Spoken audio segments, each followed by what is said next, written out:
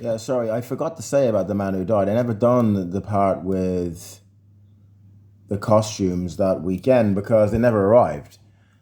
For whatever reason, I texted a few times, they just didn't arrive. So on to plan B. There wasn't really a plan B, but I'll go to plan B anyway. I'm going to show pictures of the costumes here. There's a place in Madrid in Spain that does these costumes. They do costumes for all over the world, for filming all over the world, for kind of like anything to do with period pieces and kind of like anything to do with the history and stuff like that. So I can get Roman costumes from them. Cost a bit more than I thought. Who cares about that? And that's fine, kind of like but it doubles the price because I got to get them sent over here with some delivery service, some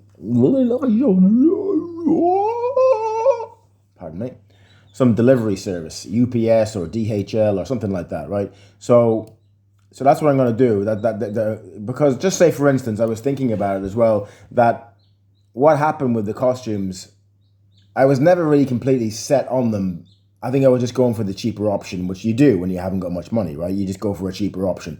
But at the same time, I was like, well, it's the only part in the small film for The Man Who Died where you're going to be visually able to see that it is 2,000 years ago, right? So you kind of want them costumes to be the best that you can because that all matters in a movie. I got the other costumes and they wouldn't have looked anywhere near as good as these three, okay? Anywhere near as good as these three.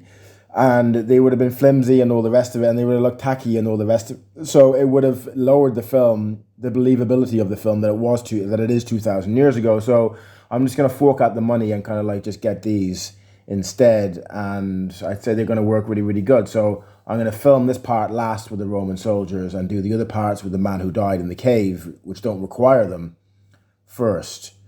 So that's just a little update on them, on the filming. It's still going to go ahead and all the rest of it. And I yield.